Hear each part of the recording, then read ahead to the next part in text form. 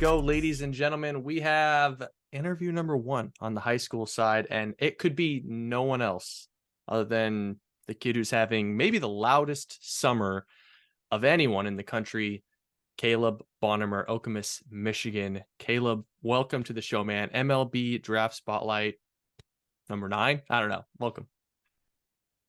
Yeah, sweet. Thanks for having me. Yeah, excited to be on. Absolutely, man. So let's get this thing going. Why don't you tell folks a little bit about who Caleb Bonemer is? I'm just, curious what you're like on the field, what you're like off the field. You've really kind of had a bit of a coming out party this past summer. People have really begun to learn who you are. Yeah, I'm a pretty easygoing guy. I just love to play the game of baseball. It's what I spend most of my time doing, just training and playing. Outside of baseball, I like to golf a little bit, golf with my friends, hang out with my friends. But yeah, I just really enjoy working hard, getting better at the game every day, and that's really what I spend most of my time doing. Can you talk about your summer a little bit? Because, man, I mean, it's just barrel after barrel after barrel. You look like you've gotten a lot stronger in the last 12 months. What do you attribute some of these gains to? Yeah, the summer I started off a little slow at PDP, just getting used to the velocity. Because here in Michigan we don't see that type of velocity in high school ball. So that was definitely an adjustment those first few weeks. But once I started to figure that out, it started to click a little bit more. Started to get on time for the fastball better. And then I just same approach every game. Nothing really changes. Try to stay on the fastball, and over the past few years, I've gotten more physical, more stronger, but haven't really changed much of my swing. But just getting bigger and stronger is really the main thing I've done over the past few years. But yeah, I think this year, I feel like I've always been a good player, but this year I did it on the biggest stage. So that's kind of what got my name out there. I was just able to play against the best and do good against the best was really the biggest thing for me. No doubt about it. You're a cold weather bat. You take a lot of pride in that? Yeah.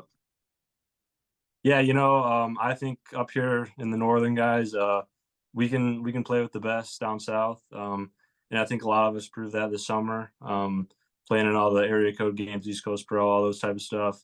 We definitely all the teams that I was on, we definitely did a pretty good job playing against those southern teams. So yeah, I definitely take pride being from Michigan, because in the wintertime, really all we can do is just play baseball and train indoors because there's really nothing else to do outside. So in the winter, that's really all I do is just train, and it's pretty much it. What's the best thing about barracks baseball? That's what I like to call it. I like to call it barracks baseball. You're playing baseball in a barn. I mean, guys in Florida, Yeah. guys in California, they're not doing that. What's the best thing about barn baseball, we'll call it? Um, Honestly, it's just the grind. Like you don't get to be outside, enjoy the weather. It's kind of just enjoying the grind of hitting the cage every day. You don't get to be on a field. Maybe you got some turf area that you can take some ground balls, but it's really just hitting the weights, taking hacks in the cage. I mean, it seems pretty boring, but it's kind of the same thing every day. Um, but yeah, it's a pretty simple process, just for me at least. Get home from school, lift. Then when my dad gets home, we'll go hit. Then if we got time, take some infield on a little turf area. But yeah, it's a pretty simple process and just the same thing every day, really. You are a very, very physical kid. I mean, you're very strong, well put together. How did you, people might not know this about you. You can really run. How have you kept Yeah. your speed? How have you kept your speed to this point? Because what are you at? Six, let me take a guess. 6'2", 6'3", 210, 215. You're a big kid. Yeah, I'm probably around 6'1". I'm around like 198. That's kind of where I've been at Okay. past few months. But yeah, honestly, it's just I've worked a lot on my speed. I've always been a faster guy, but I think the past few years I've put a lot of time into it, and that's definitely helped me a lot. Running in my driveway because we got a super long driveway, so I like to run in the off season, and yeah, I think just my training program has definitely helped me a lot with that. The guy that I get my stuff from is really good at what he does, so he's given me a lot of great stuff. And I think yeah, just putting in the work has really allowed me to keep my speed even as a more physical guy. I know that you do a lot of training on the side. You've got some sort of academy or performance academy that you work with. So, with that being known, how much do you work on exit velocities? How much do you work on barrels? Do you track the numbers in your training? Not really for hitting. I've never been like a big exit velo guy. Um, yeah, I'm not like a super like high tech science guy really. Most of my like exit velo training, I guess, is just in the weight room. Do some like rotational explosive stuff like that. But I'm not really a guy that's going out there trying to hit a number on the exit velo or anything like that. Just trying to find barrels is really all I do in BP. This is going to be a question specifically for you, but do you have a do you have a Mount Rushmore or like a top guy from Michigan that's just like your dude? Like Jake Cronenworth, I know is from up there. Eric Haas is a Tiger at one point. He's from up there. Is there a guy that you're a big fan of just because he's from your neck of the woods? Yeah, there's not really like that one specific guy. But definitely over the past couple of years in Michigan, we've had a lot of big names, Mooney, Brock Porter, Ike Irish, Schubar, all those guys. Yeah. They're not really close to me. They don't really live by me, but being able to see what they've accomplished as a Northern guy, as a Michigan guy, definitely showed me that you can do it as a Northern dude, and definitely gave me a lot of motivation to keep pushing and keep grinding because if they were able to do it, I could probably be able to do it as well. Yeah, I mean, no time other than now have cold weather bats or late spring bats. The Northeast is getting a ton of run right now. Illinois, Michigan, tons of run on the prep circuit. I want to talk a little bit about your swing because I've seen you now. I think I've seen you play 5 or 6 games live. And it's interesting that Caleb, sometimes you're a full stride guy, you let it rip. Sometimes you don't even take a stride. And I'm wondering kind of Yeah. what is the approach? Where do you in what situations will you not take a stride and when do you like to let it eat? Yeah, it's pretty simple. Two strikes, wide out, and like you said, just no stride. Just basically just sit back and kind of let my body react. Take out all the movement and just kind of fight with two strikes. But less than two strikes, yeah, I'll take a little bit more of a stride, a little bit more of a swing, and try to do some damage.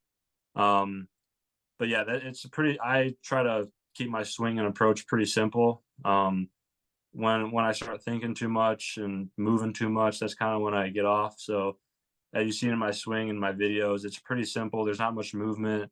Um, but yeah, it's always worked for me. So I've never really like had a thought of changing it. But that's basically my main thing is just keeping it as simple as I can and repeating it every time.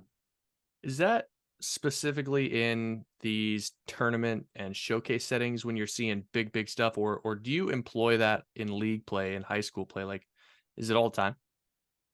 Yeah, I do. Yeah, I'll go no stride with two strikes all the time, no matter who I'm playing against. Yeah, I started doing it, I think last fall, and I had a lot of success with it. So I just kept doing it, and it's been working ever since. Okay. University of Virginia, obviously not terribly close to the state of Michigan. What was it about Virginia that kind of drew you in? Yeah, it was mainly the coaching staff, Coach O'Connor and Coach McMullen. Really felt comfortable with them, and just the track record they've had over the years producing major league guys, and it just seemed like a really like safe place to go. ACC baseball, it's at the top every year, and Virginia's at the top every year. So it just seemed like a really safe option, and just a great culture and great program. Love the way they play the game and develop their players and it's a great academic school, which you can't go wrong with. So just everything that goes into it was kind of everything about it was kind of good for me. All right, man. I'll leave you with three more questions, and this one's specifically catered to you. I'm sure that you see boards. I'm sure that you see rankings. It's hard to ignore them. It's part of kind of this internet age that we live in. For a guy like you who wasn't necessarily on boards 6 months ago, how has it been seeing your name just like vault higher and higher on some of these public boards as your play is taking notice? Yeah, like you said, it's you see it. Like I won't lie and say that like I don't pay attention to it, and like don't look at it. But yeah, you definitely see it. But I just try to keep doing what I do every day. Just focus on my process, focus on my game, and kind of just let everything take care of itself. Because at the end of the day, if you perform, um, you'll see your name out there. So I try not to take too much stock in all that because at the end of the day, it doesn't really matter. But you see, I do see it sometimes, but I just try to keep my mind on the game and getting better every day. I love it. That's the approach you got to take, no doubt about it. Yep. How about this? You're given one walk-up song for the rest of your career, 25 more years. You got to pick the same walk-up song. Who are you going with? Oh man, that's tough. I'll go with. hmm, I'll go "Run This Town." I don't know. It's all right song. You talking Yeah, about Rihanna and I, Dre? I didn't do it, but yeah, You talking about Rihanna and Dr. Dre? yeah, yeah, You guys, your generation, man, you guys, I'm not that much older than you, 33, but you guys pull off the strangest songs. I don't hate it. It's a great yeah, song. I just never expect to hear that from people. yeah. I don't know. I've never really thought about it. We never really had walk up songs for high school or anything. So Yeah, yeah. it makes it tough. All right, last question. So, USA tryouts, area code games, PG National, I don't care, whatever the event. Who's the one guy from those events? No shot you're gonna let him date your sister. Uh, well, I don't have a sister, but If you did, um, or a man, hypothetical daughter, like whatever. um, man, that's another tough one. I don't know. I gotta go with my guy Joey Oki. I don't know. He's a Okie, huh? Yeah, he's a funny guy. Uh, I like talking to him over the summer. I enjoyed spending time with him. He was a good guy. I don't think Yeah, there's ever a bad time to throw a really good pitcher under the bus when they can get you, right? I mean, come yeah, on. Okie's nasty. yeah. I love it. I love it. Okemos, or what is it? Okemos? Okemos, Oh, Michigan. Okemos, Michigan. Caleb Bonemer. This is fun. This is fun. I'm excited to see what the spring looks like for you. You're an absolute beast out on the field.